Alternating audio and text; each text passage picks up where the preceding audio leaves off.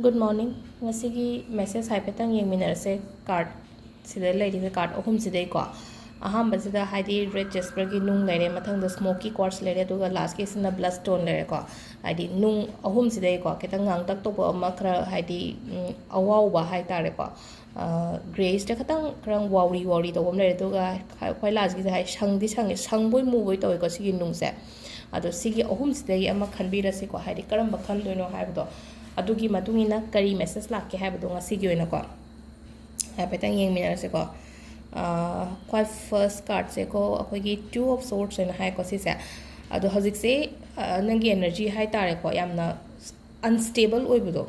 adagi hadi wakhan ju yam ka haina khanjal le ko hadi wakhan khanjan ba stress ka haina lobodo lodru su yabado da hai tare ko over stress overthinking ko confusion yam chatli ko hazik se kai gino di khang le ko adubu keno to hazik se ko kitang keno to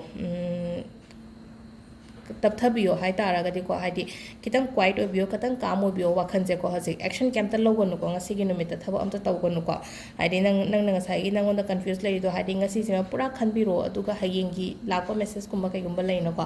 adu da yeng minar se ko se hamba gi sense da lai ko aduga yari ngai haidi mi gumba khana ba ko so avoid tobiyo haidi khana ba even kham dok pa phaw changgan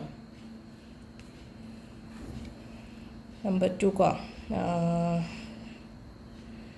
sida hai se ko haidi kaino se current se ko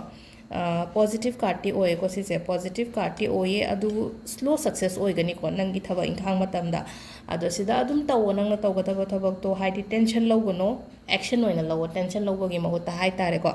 aduga haidi nang hadi taw tam tam na dum taw bio result phangani ketang tapna dum lakani nangi thaba inkhang mayam se oy gani loina mak duga last kisina hauzik se haidi keno tawe ko haidi yam stress leram gani ko pressure yam na le ko aduga haidi wakhan phata ba sum yam khalam gani adudun haidi adu gi ngasai gi stress to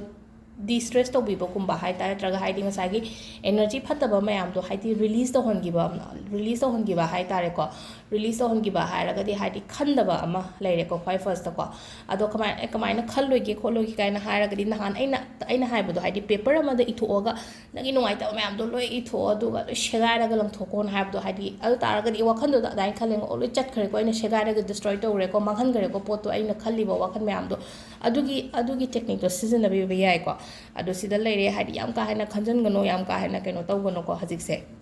ngasi gi oina hai tare ko ado sida leire card ki message ina ado ngasi se leba popo se aina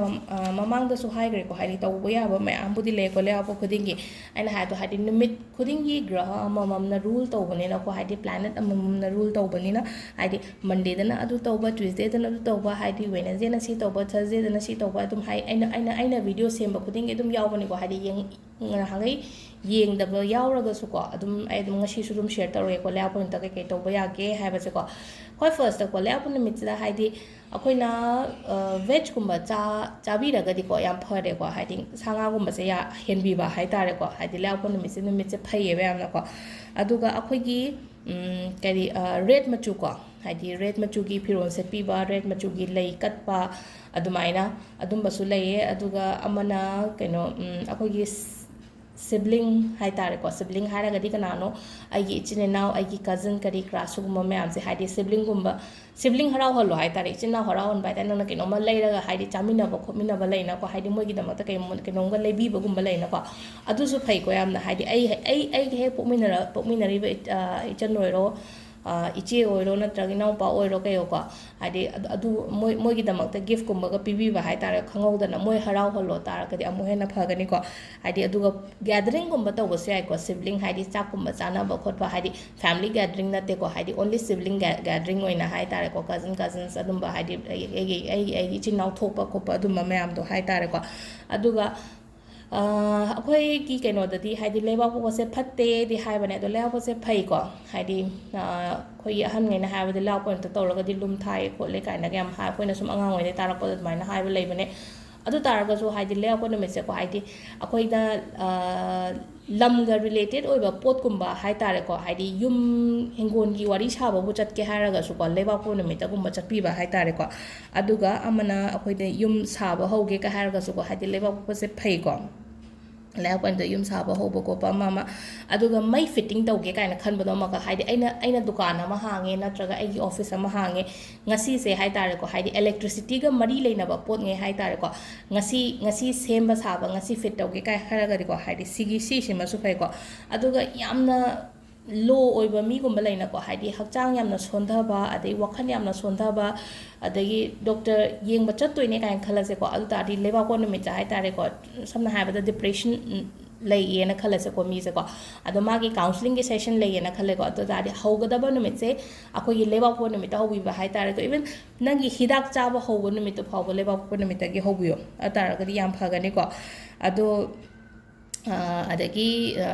ꯍꯥꯏꯗꯤ ꯍꯛꯆꯥꯡ ꯁꯥꯖꯦꯟꯒꯨꯝꯕ ꯇꯧꯕ ꯈꯣꯠꯄꯒꯁꯨ ꯂꯩꯅꯀꯣ ꯍꯥꯏꯗꯤ ꯇꯧꯒꯦꯗꯤ ꯈꯜꯂꯒ ꯍꯥꯏꯗꯤ ꯇꯧꯕꯒ ꯉꯝꯗꯕ ꯂꯩꯅꯀꯣ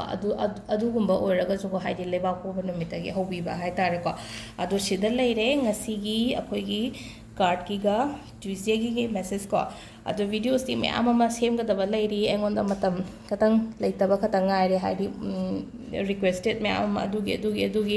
ꯑꯩ ꯂꯣꯏꯅꯃꯛ ꯏꯊꯣꯛꯑꯒꯗꯤ ꯊꯝꯃꯦ ꯁꯦꯝꯃꯛꯀꯦ ꯃꯊꯪ ꯀꯣ ꯑꯗꯨꯝ ꯑꯗꯣ ꯁꯤꯗ ꯂꯩꯔꯦ ꯉꯁꯤꯒꯤ ꯚꯤꯗꯤꯑꯣꯗꯤꯀꯣ ꯊꯦꯡꯛ ꯌꯨ